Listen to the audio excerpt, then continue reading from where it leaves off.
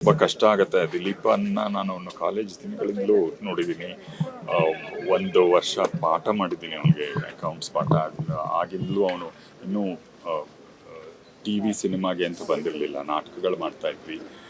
ನಂದಿತಾ ಅವನ ಗುರು, ಅವಳು ಮೆಂಟರ್. ಅವಳು ಒಂದು ವಾರದಲ್ಲಿ, ಪರೀಕ್ಷೆಯ ಒಂದು ವಾರಕ್ಕೆ ಮುಂಚೆ ಇವನಿಗೇನಾರು ಹೇಳ್ಕೊಟ್ಟು ಪಾಸಾಗುವಷ್ಟು ಮಾರ್ಕ್ಸ್ ಮಾಡುವಂತ ಕಳಿಸಿದ್ಲು. ಎಷ್ಟು ಒಳ್ಳೆ ಗ್ರಾಸ್ಪಿಂಗ್ ಅಂದರೆ 83 ಬಂತು ಅವನಿಗೆ. ಅಷ್ಟು ಇಂಟೆಲಿಜೆಂಟ್, ವೆರಿ ಗುಡ್ ಆ್ಯಕ್ಟರ್. ಇದೆಲ್ಲ ವಯಸ್ಸು ಹೋಗುವಂಥದ್ದು. ತುಂಬ ಸಾಧನೆ ಮಾಡ್ದ. ಅವನಿಗಿದು ಗುರಿ ಸ್ಪಷ್ಟವಾಗಿತ್ತು, ನಾನು ಇದು ಮಾಡಬೇಕು, ಹಿಂಗಿರಬೇಕು ಅಂತೆಲ್ಲ. ಒಂಚೂರು ಎಡವಿದ್ದು ಅಂದರೆ ಅವನು ಸಿನಿಮಾದಲ್ಲಿ ತುಂಬ ಮಿಂಚಬೇಕು, ಒಂದು ಹೀರೋ ಆಗಿ ಮೆರಿಬೇಕು ಅನ್ನೋ ಒಂದು ಆಸೆ ಇತ್ತು, ಪ್ರತಿಭೆ ಇತ್ತು.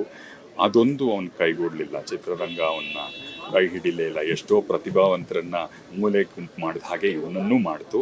ಅದೊಂದು ಬಿಟ್ಟರೆ ಇನ್ನೆಲ್ಲವನ್ನ ಅವನು ಅಂದ್ಕೊಂಡಿದ್ದನ್ನೆಲ್ಲ ಸಾಧಿಸಿದ್ದ. ಮುಂದಿಂದು ಗೊತ್ತಿಲ್ಲ. ಇತ್ತೀಚೆಗೆ ಅವನು ಅವನ ಹತ್ರ ಮಾತಾಡ ಆಲ್ಮೋಸ್ಟ್ 6-7 ತಿಂಗಳಾಗೋಗಿತ್ತು. ನಾನು ಅಲ್ಲಿವರೆಗೂ ಹಿ ವಾಸ್ ತುಂಬಾ ಚೆನ್ನಾಗಿದ್ದ. ಫಿಸಿಕಲಿ ಭಾಳ ಫಿಟ್ ಆಗಿದ್ದವನು. ಗೊತ್ತಿಲ್ಲ ಏನು and your ambition itself is your ಮುಳುವಾಗತ್ತ ಗೊತ್ತಿಲ್ಲ.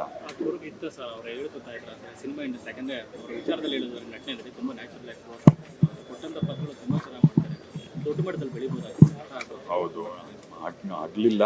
ಅದ್ರ ಬಗ್ಗೆ ಬೇಜಾರು ಇದ್ದೇ ಇರುತ್ತೆ. ನನ್ನ ಹತ್ರ ಯಾವತ್ತೂ ಹೇಳ್ಕೊಂಡಿಲ್ಲ, ಆಗಲಿಲ್ಲ ಅನ್ನೋದಿತ್ತು. ಬಟ್ ಒಳ್ಳೊಳ್ಳೆ ರೋಲ್ ಮಾಡಿದ್ದೀನಿ ಅನ್ನೋ ಖುಷಿನೂ ಅವನಿಗಿತ್ತು. He was a brilliant actor.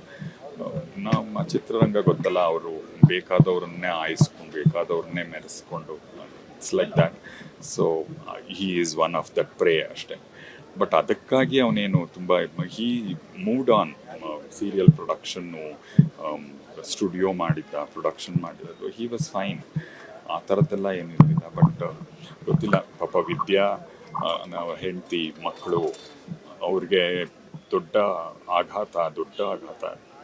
ಅದನ್ನು ಭರಿಸೋ ಶಕ್ತಿ ಅವ್ರಿಗೆ ಸಿಗಲಿ ಅಷ್ಟೇ.